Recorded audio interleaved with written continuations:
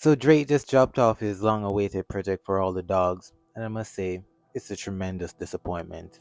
The track features a plethora of songs which is to its detriment as Drake does not seem interested enough in the record to sustain it for this long. Off the bat, we're off to a bad start. The features aren't that interesting, with the only highlights being SZA and J. Cole, both of who outshines Drake on his own album, which is pretty strange as Drake is known to be a pretty competent person on a track. The album opens with a track entitled Virginia Beach, and I was kind of intrigued for this track as you would think that it would have been a track geared towards Pusha T, as he is from Virginia. But then it's just a by the book vibey track from Drake. It's not all that good to begin with, so it throws us a curveball, okay? But with an album like For All the Dogs being the title, you expect him to be coming hard and taking no prisoners. I just feel like this album had a lot of misdirection in that regard, where he leads us on to think that he's gonna do this, and then he just turns around doing what he's been doing for the past few projects, dating back to CLB and even a bit of Scorpion. We then get into the track Amen, which I think is a much better track that probably should have been the opener. It features pretty solid choir church-esque vocals from Tizio Touchdown. I'm not super familiar with him, but I was impressed with him on this track. I think it's one of the highlights, and I would actually name Tizio as one of the competent features on this project.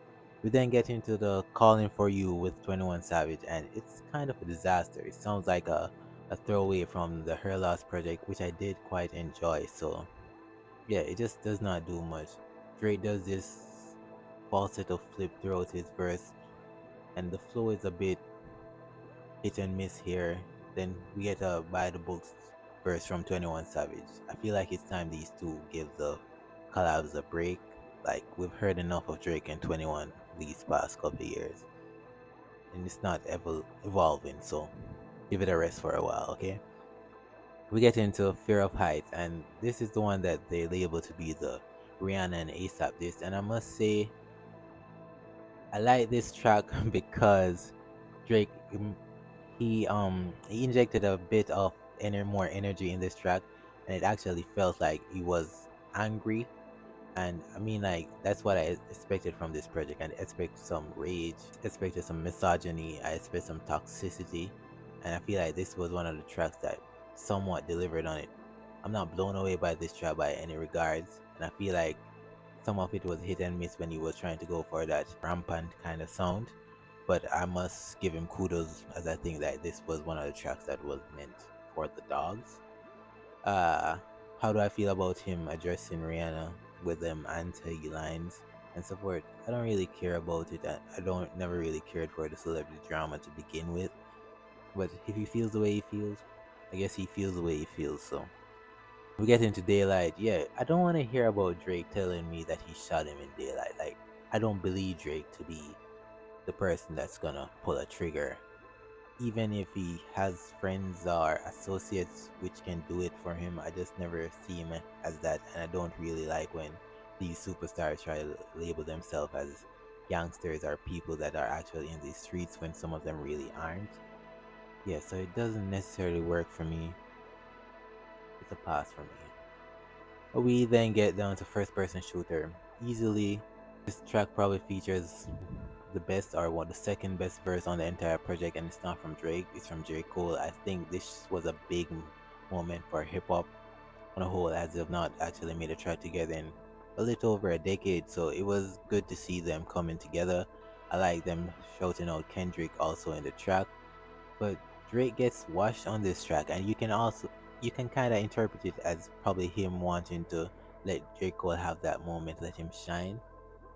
But I mean, when it's a track like this, I can't not expect Drake to come out and actually deliver some good bars, which he did. I really like the line about January to November, the Cole line. Then it switches to this thing. I feel like these beat switches, it's always like he's trying to create that track from Astroworld, Sickle Mode, and it's never just really lived up to it every time when he gets on a track and does this thing where he's trying to recreate the vibe of what Sicko Mode gave us. It doesn't really work. I will commend him for the line about he's one away from Michael, so beat it.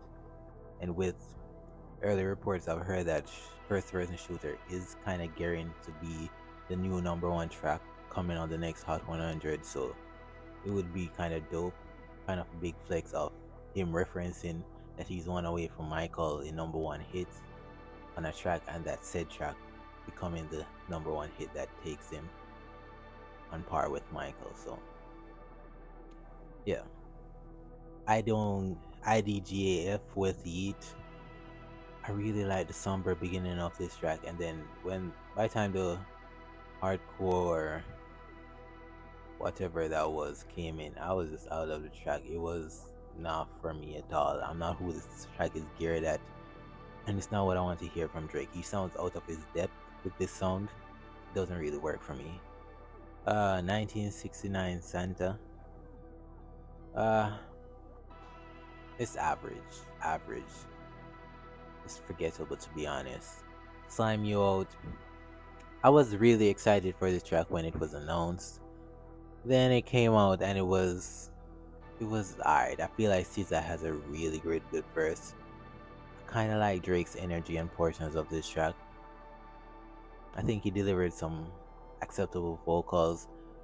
I think the final verse when he was referencing the months and playing off of the seasons or things or all the holidays throughout the months, it actually worked for like the first half from like January down to July. July, that's when July, and then it kind of got a little messy, but he got it back towards the end.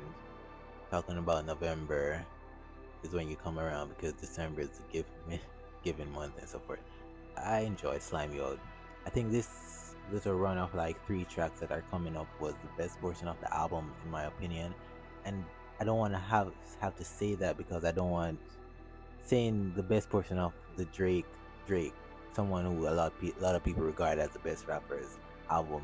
The best parts of his project is the R&B cuts.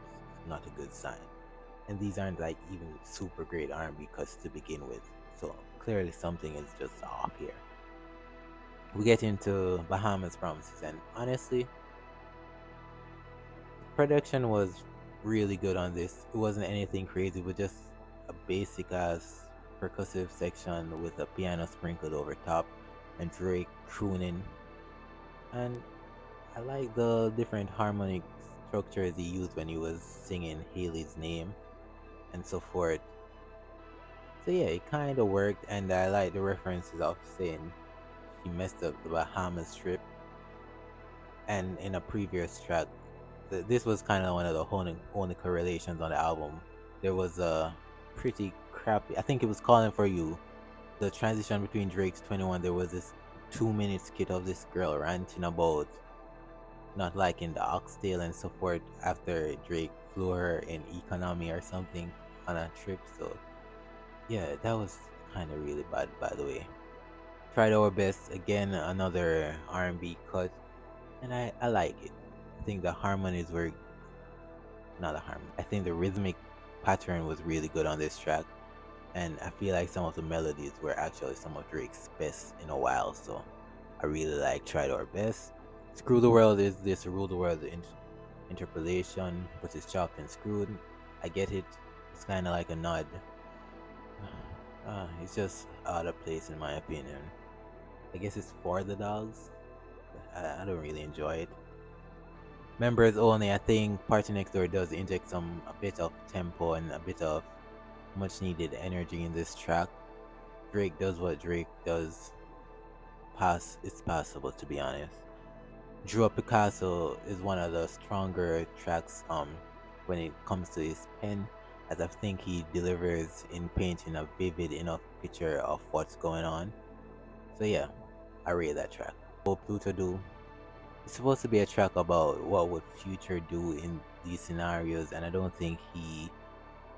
I think Future could have been a feature on this, but I also understand him not being the feature. It's okay at best. All the parties with Chief Keef, yeah, definitely not. I'm not the biggest Chief Keef listener, but she sounds out of place here. It doesn't work at all. and Drake isn't saying much of anything on this track.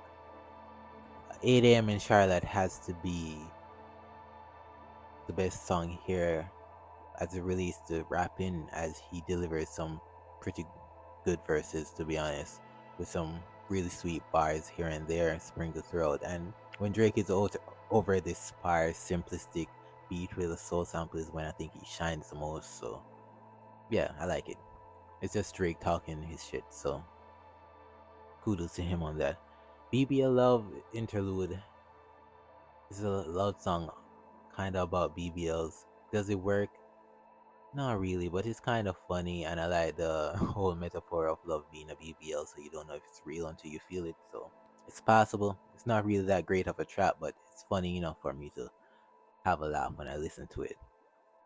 Gently has to be one of the most out of place tracks on this entire project, as I don't see why Drake got into this Hispanic.